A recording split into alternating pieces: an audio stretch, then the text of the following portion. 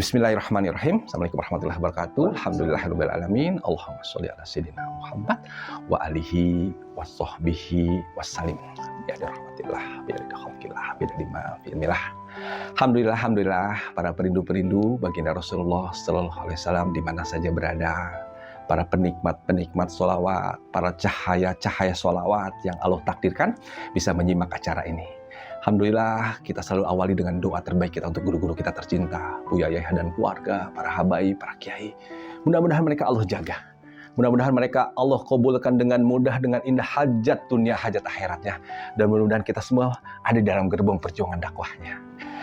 Dan teman-teman semua, pada kesempatan yang penuh berkah ini, malam Jumat penuh berkah, kami membawakan sebuah materi yang sudah lama sekali kami ingin sampaikan, yaitu kajian ilmiah. Ya, ternyata alat sederhana tasbih digital ini bisa membuat sebuah kebiasaan, bisa menghubungkan antara otak, fisiologi, dan semuanya. Dan insya Allah ini akan membuat kita menjadi semakin yakin, semakin senang, bahkan ini menjadi media syiar kita insya Allah. Baik.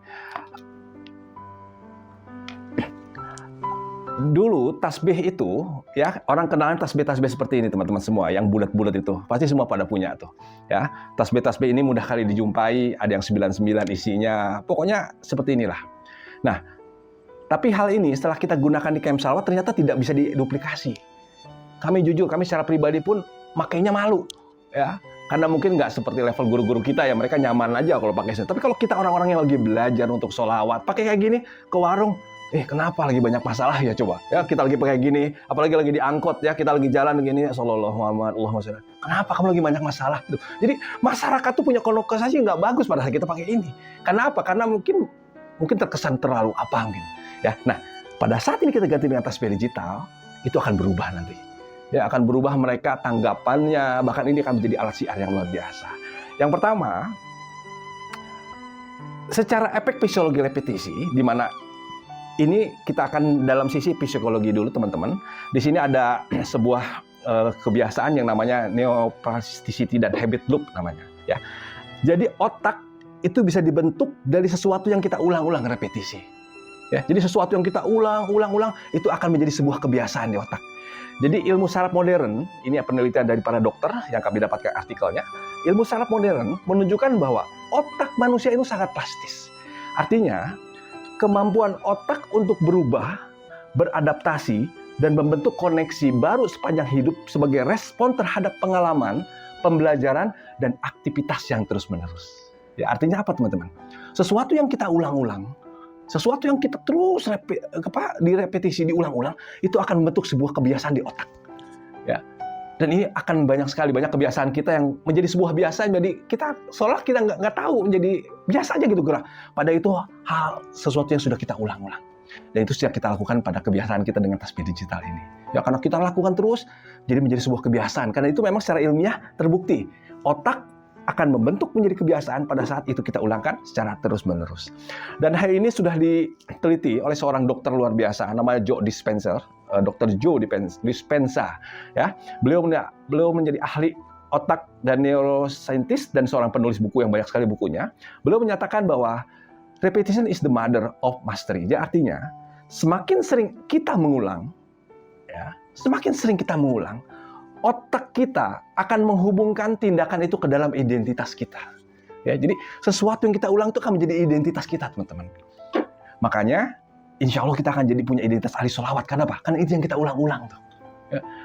Nanti ada sebuah kebiasaan yang hilang pada saat kita nggak lakukan. Ayo cobain deh.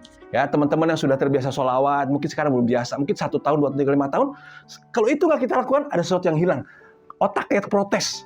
Otak kayak, oh ini kayak nggak biasa nih. Biasanya dilakukan kok jadi enggak nih. Jadi otak kan protes tuh.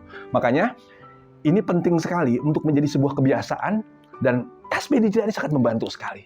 Ya, sesuatu yang kita lakukan berulang ini sangat dibantu karena kami selalu bilang bahwa yang penting tuh ingatnya, tasbih digital membuka sebuah ingat yang kita ulang-ulang tadi itu. Ya, dan ini sudah dibuktikan dalam sisi neuroscience tadi, sisi otak tadi. Nah, ketika seorang baca sholawat ribuan kali, di sini ada sebuah penguatan jalur neural yang membentuk aktivitas sholawat menjadi sebuah kegiatan yang otomatis dan alami tanpa paksaan. Ya, ini hasil penelitian para dokter bahwa sesuatu yang kita ulang itu akan menjadi otomatis dan alami.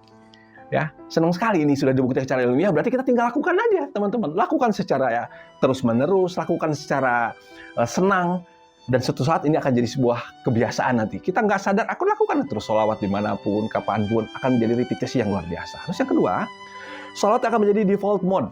Ya, artinya apa? Otak yang sedang kosong, resah dan menunggu, otomatis akan terisi dengan aktivitas itu. Ya, jadi default mode itu artinya kita nggak sadar, tapi kita akan lakukan. Kenapa? Karena jadi kebiasaan tadi itu. Ya, dan ini memang perlu waktu. Ya, nggak bisa tiba-tiba jadi sholat seminggu, sebulan tuh nggak. Nggak mungkin kita lakukan terus berulang selama setahun, 2 tahun. Insya Allah, ini akan menjadi sebuah kebiasaan yang otak merasa sesuatu ada yang hilang kalau kita nggak lakukan. Ya. Nah, yang berikutnya, itu ada namanya sebuah prinsip habit loop, di mana pembentukan kebiasaan spiritual. Di mana di sini teori psikologinya yaitu dari Charles Duhigg, seorang profesor yang menjelaskan bahwa kebiasaan terbentuk dari 3 komponen. Ya, ini hasil penelitian beliau, seorang profesor. 3 komponen ini yaitu pertama cue atau pemicu. Ya, jadi harus ada pemicu dulu. Kebiasaan itu akan terbentuk dari pemicu. Nah ini nih, tasbih nih yang bekerja di sana. Yang kedua, kebiasaan ini akan terbentuk dari rutin, aktivitas yang berulang-ulang. Ya, ini penelitian seorang profesor, teman-teman. Ya, dan ini kita sedang lakukan nih, kita sedang laksakan nih. Jadi kebiasaan itu pertama adanya pemicu. Yang kedua, kebiasaan itu karena rutin di aktivitas berulang-ulang. Yang ketiga itu karena reward, hasilnya. Ya, hasilnya itu terasa gitu, nyamankah, bahagiakah, riangkah.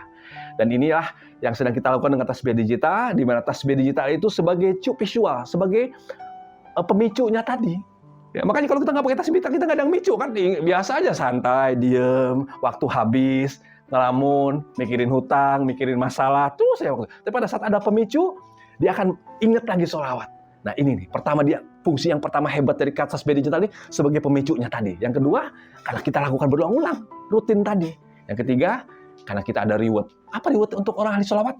Pengen dekat Rasulullah. Ya, nah makanya 3 komponen ini hasil penelitian Pak Profesor tadi sama Profesor tadi, di mana tasbih digital sebagai cue visual dan ini memicu otak untuk terus membaca, dan sentuhan tombol, ya sentuhan tombol ini dan jumlah yang naik, dia akan membentuk sebuah getaran kecil stimulus yang membentuk loop kebiasaan. Ya, jadi ternyata ini ada hubungan getaran ini nih, ya kebiasaan yang terus kita tekan-tekan sallallahu Muhammad Allahumma shalli, ini akan bentuk sebuah kebiasaan yang masuk ke otak menjadi sebuah kebiasaan nanti. Ada sarafnya ternyata. Ya, jadi makanya mungkin tasbihnya mati, tapi karena kita biasa begini-begini nih, makanya kalau silang guru kami tuh bergerak tangannya, dulu kami nggak paham, ternyata di sini ada pemicunya tadi, pemicu untuk kita selalu ingat zikir tadi tuh. Ya, apalagi dengan tasbih digital ada hitungan yang naik, ini akan menjadi sebuah motivasi yang tersendiri insya Allah. Ya. Makanya ini akan membentuk sebuah habit yang terus ingat sholawat, terus ingat kita hitungan target sholawat kita, dan ini akan menjadi sebuah media bantu yang kita butuhkan. Ya. Yang berikutnya, tasbih digital ini menjadi salah satu alat neurospiritual. Artinya apa? Tasbih digital di jari ini bukan hanya sebagai alat hitung, tapi dia pun akan menjadi sebuah neuroanchor. Ya, neuroanchor itu artinya penambat pikiran, di mana di sini akan menjadi sebuah solusi manakala diam, sedih. Ini menjadi obat penenang. Ya, di sini dijelaskan dalam ilmu NLP. Jadi anchoring itu sesuatu yang terikat kalau ada di sini. Jadi tadinya mungkin nggak ada masalah, tapi ada sebuah solusi. Oh jadi pikiran, oh jadi sholawatan.